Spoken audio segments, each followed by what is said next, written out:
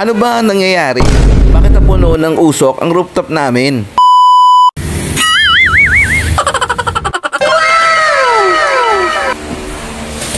Stop.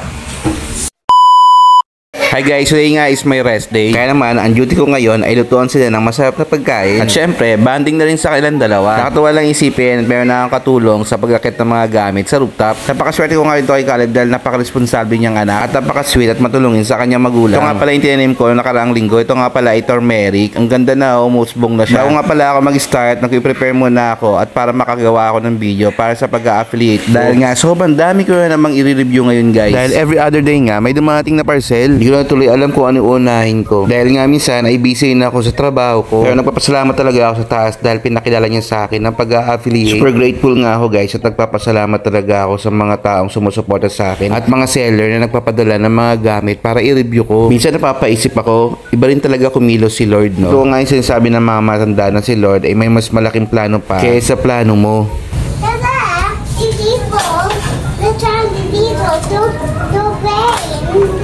Yeah, I know. Okay.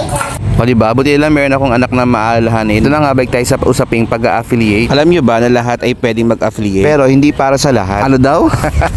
Meron kasing mailap sa kanila ang kita kahit regular mo naman ginagawa at pinagbubutihan naman nila. Pero olats talaga eh. Meron namang maswerte talaga. Yun bang para sa kanila talaga yung pag-vlogging at pag-affiliate? Yung iba naman kada post sila ay nag-trending talaga. Meron namang part-time lang. Yun bang pag meron silang time, doon lang sila nakagawa ng content. Katulad ng ginagawa ko. Yung iba naman, nilet go na nila ang work nila at nag-focus sa talaga rito. Ay grabe rin naman talaga ang kitaan dito sa pag-affiliate, lalo na kung tag-trending talaga ang lahat ng mga pinupost mo. At meron talagang yumayaman dito. Yung tipo bang nakakabili ng lupa't bahay, kotse. At minsan pa nga guys, nagkakaroon ka ng sariling business. Lahat yun guys ay posible. Pero kung gusto mo talaga, kailangan mo talaga ng matinding tiyaga, dedication, at passion kasi lahat yan ay nakasalalay sa sipag mo. Pero masabi ko lang, iba pa rin pag meron ka regular na trabaho kasi hindi lahat aayon ang panahon sa'yo. So yun na nga, bagyan tayo sa ginagawa ko. Halos kalating oras ko na ito sinisigaan pero kahit uling wala pa rin. So iba, ano bang ginagawa nyo para mabilis mapabaga tong uling na to? Pa-comment naman guys para next time di na ako mga mote katulad nito. Kinuha ko na nga yung pangmalakasan naming electric fan. Baka sakaling mabilis ko mapabaga yung uling. Sa totoo lang guys, pag gusto mo talaga kumain ng masarap, kailangan mo talaga pagtrabahuhan, no? Naalala ko tuloy yung linyang nabasa ko. Ang sabi doon, wala daw karapatan magutom ang mga tamad. Yung mga palaasa, mga ganun. May point din naman talaga, di ba? Ano ba yan? Layan na narating ng kwento ko.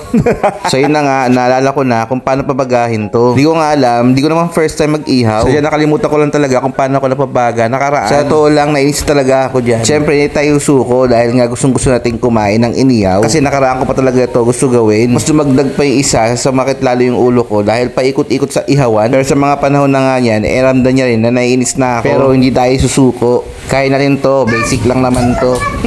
So yung isa nga, naiinip na rin, kaya kanta na ng kanta. O yan, tinutok ko ng electric fan. Pero wala pa yung talaga nangyari guys eh. Pero that time, naalala ko na kung ano yung ginawa ko dati. Takip ng soft drinks, yung ginamit ko pala. Kaya naman dali kaming kumuha ni Caleb. So kayo ba, ginagamit nyo rin ba to? Sa hindi pa nakaka-try, try nyo gamitin guys. I'm sure matutuwa kayo. Legit talaga, nakakabaga. Kumuha nga pala ako ng 4 na takip ng soft drinks. Tapos hinindihan ko lahat at nilagay ko sa ilalim ng mga uling. Tapos guys, malapit tayo sa autohanan. Unti-unti na nagkakabaga. Nung nakita ko medyo marami ng baga, hinihipanan ko na. Kasi sakaling maamoy ng uling, kusa siya magbaga.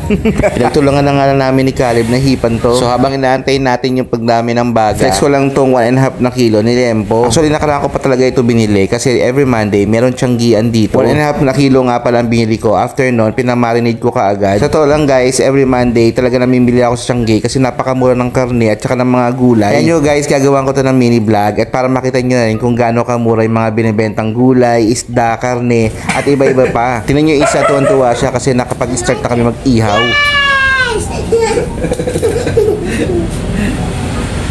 So yun na nga, tuloy-tuloy ng ihawan. Sa punto nga niyan guys, nagugutom na talaga ako. Sa totoo lang, napaka-hassle mag-ihaw, no? Pero masarap naman talaga kasi ang inihaw. So yan, konti na lang, makakain na tayo. Tapos guys, kaya lang sumasarap yung pinagmarinatan ko. Marinatan. Ano ba yan? Nakakabulol.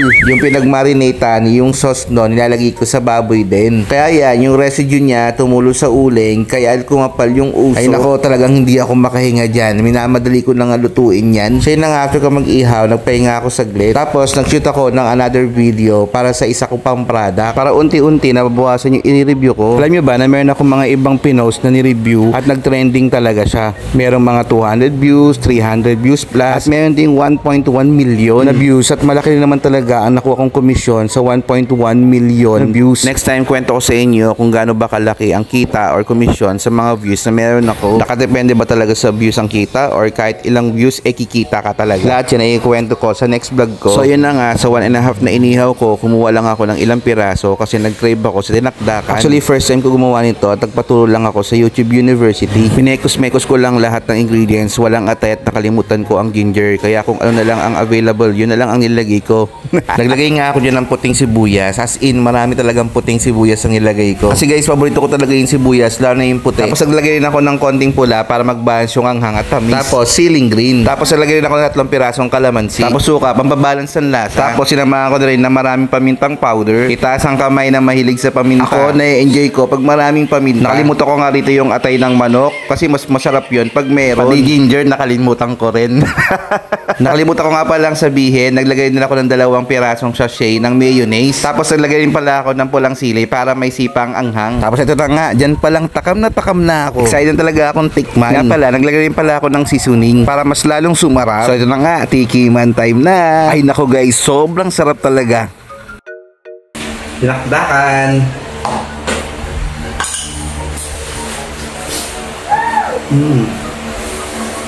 Dada, I eating.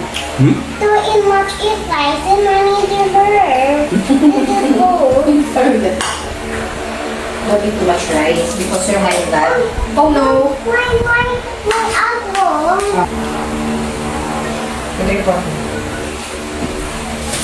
Sarap. So pinatingin ko na rin kay Bal. So approve din ang lasa sa kanya. So paano yun guys, hanggang dito na lang muna ang kwentuhan natin. Sana patuloy nyo pa rin akong suportahan. Kung umabot ka man hanggang dulo, pa-comment naman ng heart sa comment section. Maraming salamat!